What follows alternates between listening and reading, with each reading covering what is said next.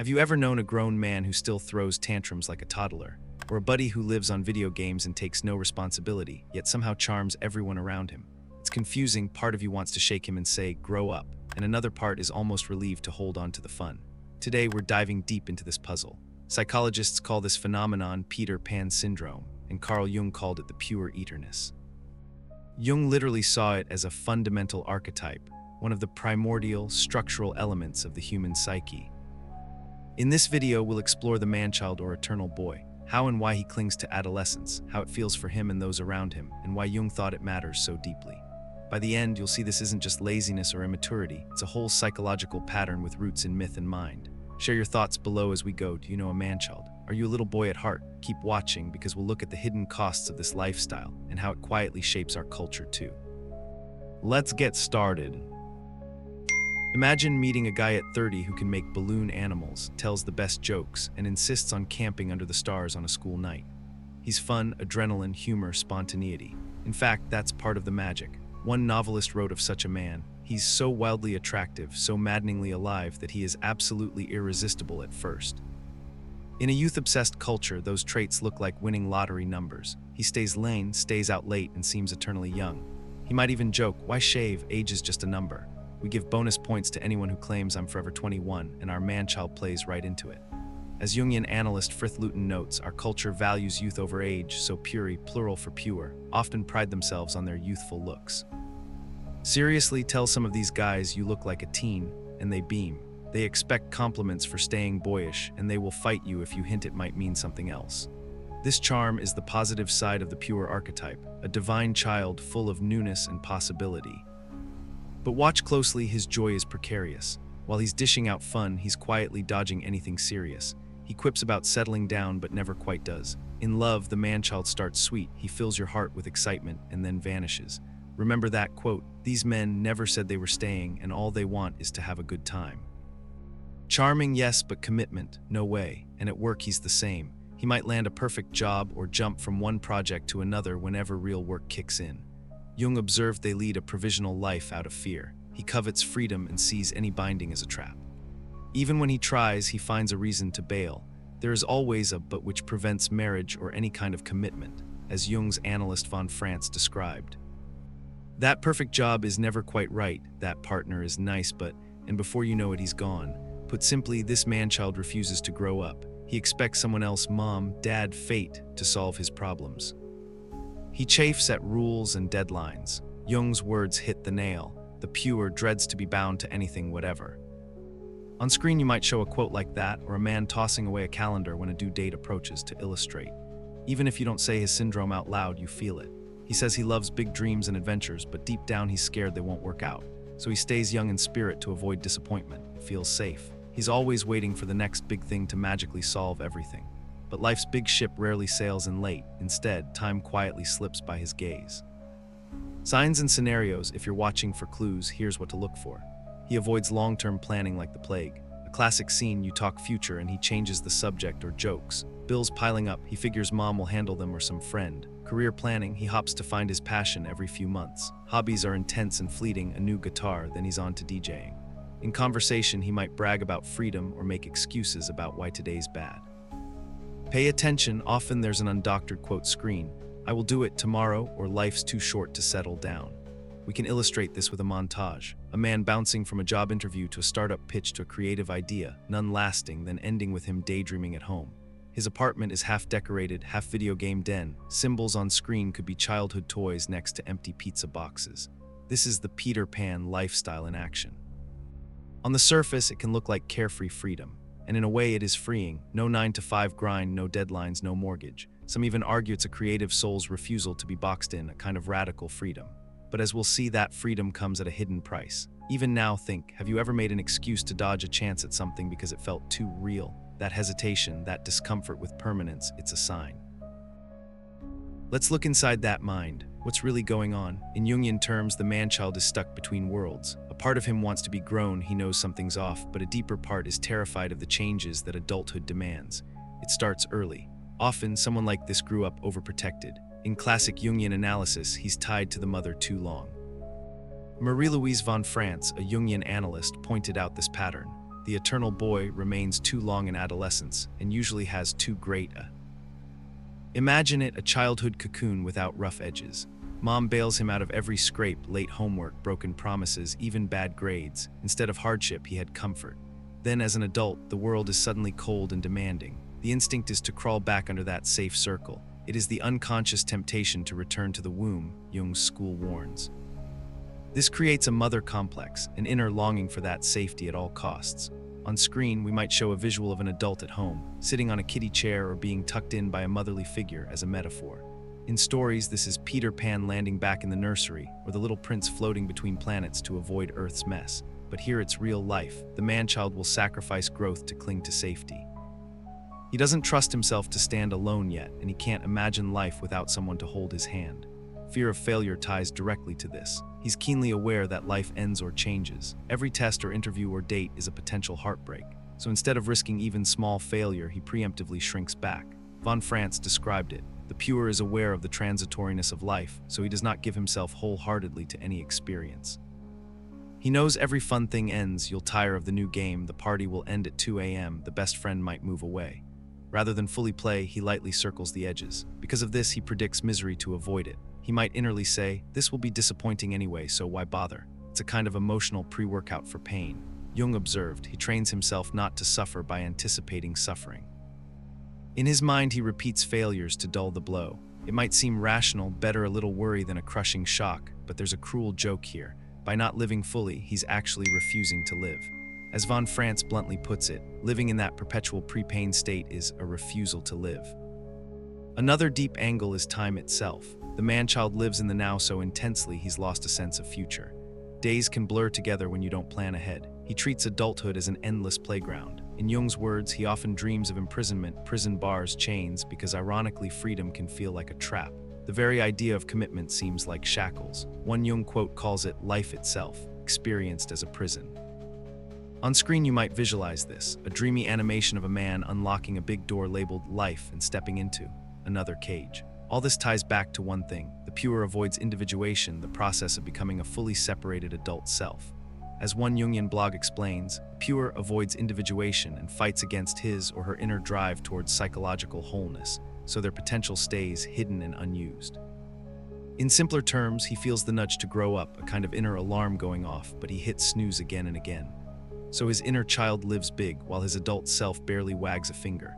We might cue on screen a simple graphic, a vibrant cartoon kid inside the man, and a faded ghost of a man in a suit outside, hinting they're out of sync. Another helpful visual, a split scene on left, our man-child at a video game, on right, a ghostly image of what he could be, family with kids, stable job, faded and distant.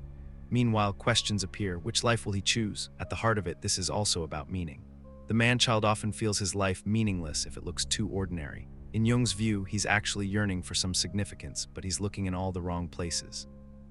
Instead of building something real, a skill, a relationship, a creation, he chases novelty and dreams.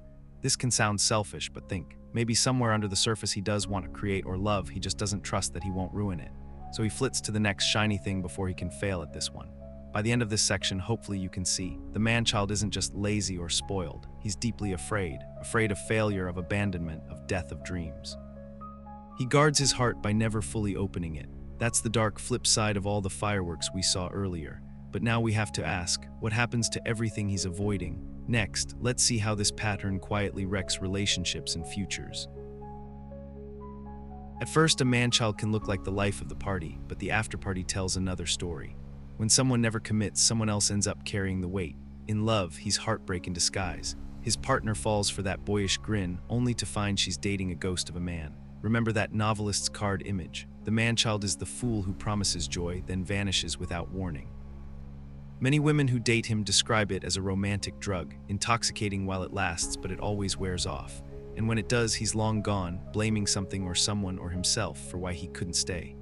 One Jungian analyst sums it up. She is nice as a girlfriend, but there is always a but which prevents marriage or any kind of commitment. In other words, there's always an excuse. A house we plan never gets built. A child we hoped for never arrives. Partners find themselves stuck in planning mode, engaged or expecting, but every deadline comes and goes with nothing. For family, the story is sad too.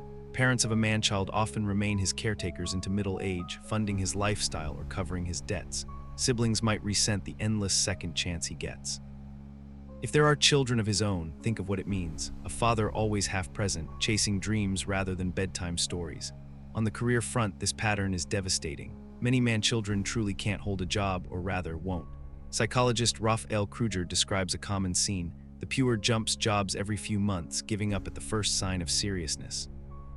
We could show a montage of one workplace after another. Each time the boss says, "We need responsibility," he quietly quits. Others manage to stay employed, but only in the easiest gig they can find, staying under the radar so they never have to grow.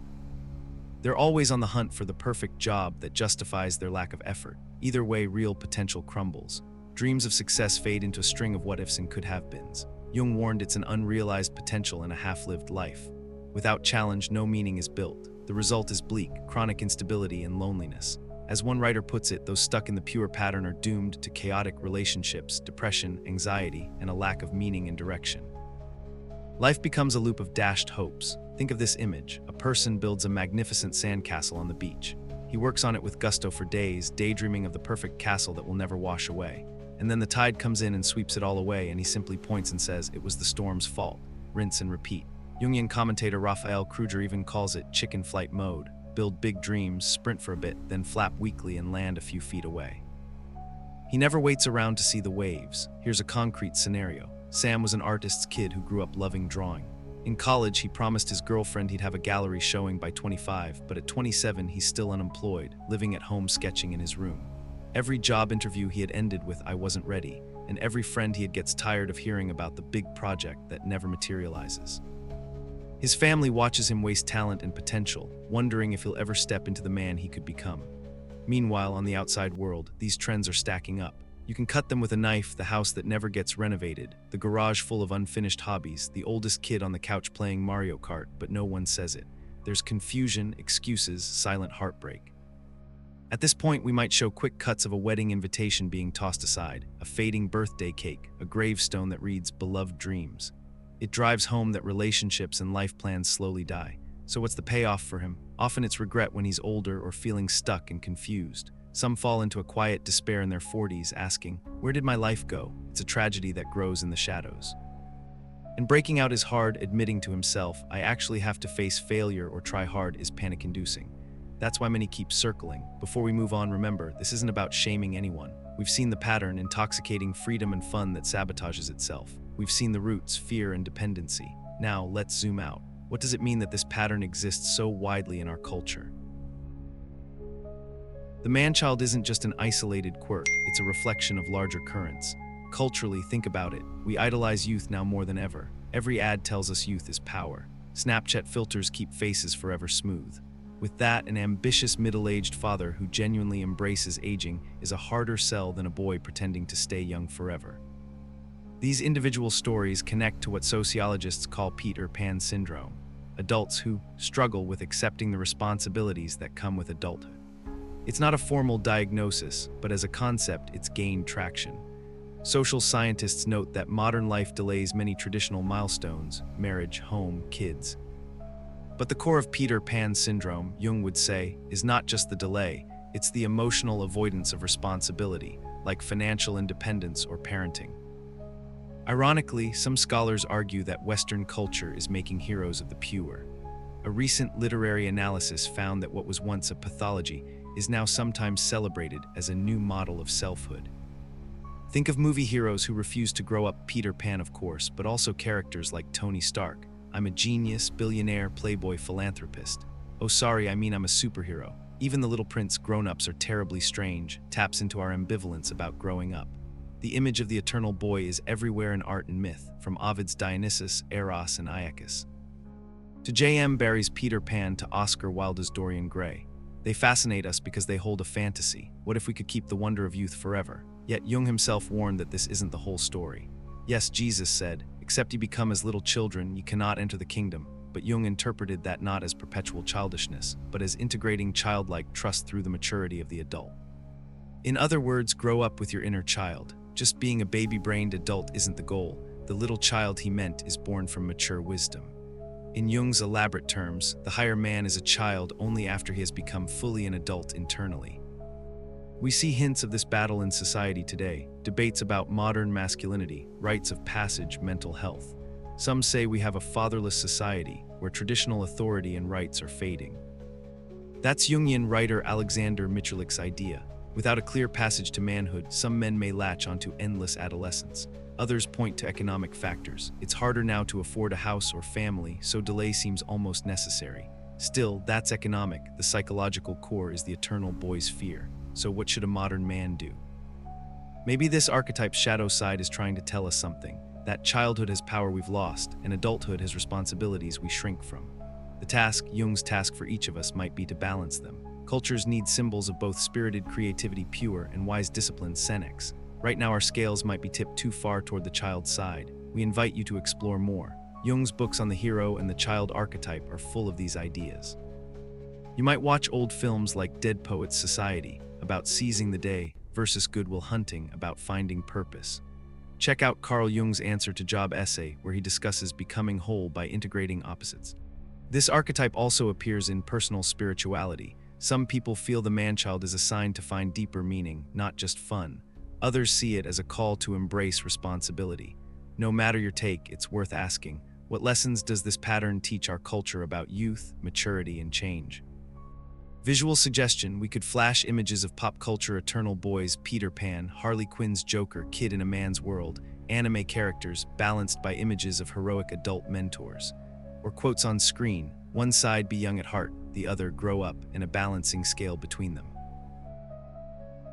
We've come a long way from that first question. Today we saw that the man-child isn't just a flake or a slacker, but an archetype with deep roots. On one side, he gives us the energy and wonder of youth. He reminds us life can still feel like play. But on the other side, he refuses to grow up, avoiding responsibility and missing out on true fulfillment. Jung warned that a life lived halfway is a life half lost. Main takeaways: the eternal boy pattern often starts with fear, especially fear of failure and fear of loss, and is often tied up in family dynamics like a strong mother bond. It feels good at first: freedom, charm, creativity, but it quietly sabotages the man's potential, his relationships, and his inner peace. In our culture, it shows up as delayed adulthood and endless chasing of fun. But remember Jung's insight: to become our full self, we need both the spontaneity of the child and the discipline of the adult. If this hit home, you're not alone. Many of us harbor a little Peter Pan inside, and recognizing it is the first step to change.